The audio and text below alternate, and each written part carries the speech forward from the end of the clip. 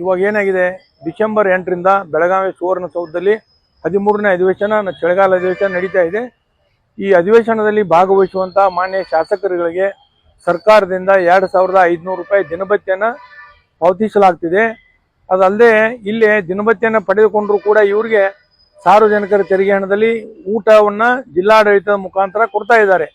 ಅದಕ್ಕೆ ನಮ್ಮದೇನಪ್ಪಾ ಪ್ರಶ್ನೆ ಅಂದ್ರೆ, ಈ 2500 ರೂಪಾಯಿ ಊಟಕ್ಕನ್ನು ಕೊಟ್ಟಿರ್ತಾರೆ ಅವ್ರಿಗೆ. ಈ 2500 ಶಾಸಕರು ತಮಗೆ ಯಾವ ಬೇಕಾ ಭೋಜನವನ್ನ ಮನಸ್ಸಿಗೆ ಬಂದಷ್ಟು ಯಥೇಚ್ಛವಾಗಿ ಸೇವಿಸಬಹುದು ಅವರೆಲ್ಲ. ಆದ್ರೆ ನನ್ನ ಪ್ರಶ್ನೆನ ಅಲ್ಲೇ ದಿನಭತ್ಯೆ ಕೊಡ್ತಾ ಇದ್ರಿ, ಇಲ್ಲಿ ಮತ್ತೆ ಅವ್ರಿಗೆ ಊಟದ ರೊಕ್ಕ ನೀವೇ ಕೊಡ್ತೀರಿ. ಇದು ಬಹಳ ಕಾನೂನಿಗೆ ವಿರೋಧವಾದಂತ ಸಂಕೇತನ ಹೇಳಿಕ್ ಬಯಸ್ತಾ ಇದ್ದೀನಿ. ಆದ್ರಿಂದ ನಾನು ಸಭಾಧ್ಯಕ್ಷರಿಗೆ, ಸಭಾಪತಿಗಳಿಗೆ, ಸರ್ಕಾರದ ಮುಖ್ಯ ಕಾರ್ಯದರ್ಶಿಗಳಿಗೆ ಪತ್ರ ಬರೆದಿದ್ದೀನಿ. ಬೆಳಗಾವಿ ಅಧಿವೇಶನದಲ್ಲಿ ದಿನಭತ್ಯೆಯನ್ನು ಕೊಡ್ರಿ ಒಂದು, ಇಲ್ಲಾಂದ್ರೆ ಊಟ ಕೊಡ್ರಿ ಒಂದು. ಎರಡೂ ಕೊಟ್ರ ಊಟದ ಬಿಲ್ ಎಷ್ಟಾಗಿರ್ತತಿ ಅದನ್ನ ಮಾನ್ಯ ಸಭಾಪತಿ, ಸಭಾಧ್ಯಕ್ಷರು ಅವ್ರ ಕಡೆಯಿಂದ ವಸೂಲು ಮಾಡ್ಲಿಕ್ಕೆ ಕಾನೂನಾತ್ಮಕ ಹೋರಾಟ ಮಾಡ್ತಾ ಅಂತ ಹೇಳಿ ಬಯಸ್ತಾ ಇದ್ದೀನಿ. ಅದಲ್ಲದೆ ಈ ಶಾಸಕರ ಹಾಜರಾತಿಯನ್ನು ಹೆಚ್ಚಿನ ಸಲುವಾಗಿ ಊಟ ಕೊಡ್ತೀವಿ ಅಂತ ಮಾನ್ಯ ಸಭಾಧ್ಯಕ್ಷರು ಹೇಳಿದ್ರು.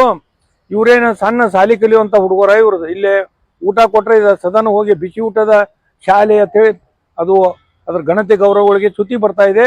ಆದ್ರಿಂದ ಕಟ್ಟುನಿಟ್ಟಿನ ನಿಯಮ ರೂಪಿಸಬೇಕು. ಏನಪ್ಪಾ ಅಂದ್ರೆ, ಯಾವ ಶಾಸಕರು ಅಧಿವೇಶನದ ಸಮಯದಲ್ಲಿ ಕಾರ್ಯಕಲಾಪಗಳಲ್ಲಿ ದಿನವೂ ತಪ್ಪದೆ ಸಂಪೂರ್ಣ ಕಲಾಪಗಳು ಮುಗಿಯುವವರೆಗೆ ಭಾಗವಹಿಸುವುದಿಲ್ಲೋ ಅಂತ ಶಾಸಕರಿಗೆ ಸರ್ಕಾರದ ಯಾವ ಸೌಲಭ್ಯನ ಕೊಡುದಿಲ್ಲ ಅಂತೇಳಿ ಕಾನೂನು ತಗೊಂಬರಿ. ಇವರೆಲ್ಲ ಓಡ್ಕೊತ್ ಬಂದ್ಕೊಂಡಿರ್ತಾರಲ್ಲಿ ಸದನದಲ್ಲಿ. ಅವಾಗ ಮಸೂದೆಗಳ ಬಗ್ಗೆ ಸಮಗ್ರ ಚರ್ಚೆ ಆಗ್ತೈತಿ. ಆ ನಿಟ್ಟಿನಲ್ಲಿ ಕಾನೂನು ರೂಪಿಸಬೇಕು. ಸಾರ್ವಜನಿಕರ ತೆರಿಗೆ ಹಣ ಪೋಲ ಆಗೋದು ನಿಲ್ಲಿಸಬೇಕಂತೇಳಿ ನಾನು ಸರ್ಕಾರಕ್ಕೆ ಪತ್ರ ಬರೆದಿದ್ದೀನಿ. ಅದಲ್ಲದೆ ಕೊನೆಯದಾಗಿ ಏನಪ್ಪಾ ಅಂದ್ರೆ, ಬೆಂಗಳೂರಲ್ಲಿ ಏನು ಅಧಿವೇಶನ ಆಗಿತ್ತು, ಆ ಊಟ ಕೊಟ್ಟಿದ್ದು 35 ಲಕ್ಷ ರೂಪಾಯಿ ಬಿಲ್ ಆಗಿತ್ತು. ಅದನ್ನ ಮಾನ್ಯ ಸಭಾಧ್ಯಕ್ಷರ UT ಖಾದರ್ ಅವ್ರ ಸ್ವಂತ ಜೇಬಿನಿಂದ ಸರ್ಕಾರ ತುಂಬಿಸ್ಕೋಬೇಕು ಅಂತ ಹೇಳಿ ನಾ ಪತ್ರ ಬರೆದಿದ್ನಿ. ಆ ಪ್ರಕ್ರಿಯೆ ಈಗಾಗಲೇ ಪ್ರಾರಂಭ ಆಗಿದೆ ಅಂತೇಳಿ ನಾ ಹೇಳಿಕ್ ಬಯಸ್ತಾ ಇದ್ದೀನಿ. ಭೀಮಪ್ಪ ಗಡ, ಮಾಹಿತಿ ಹಕ್ಕು ಕಾರ್ಯಕರ್ತ, ಮೂಡಲ್ಗಿ.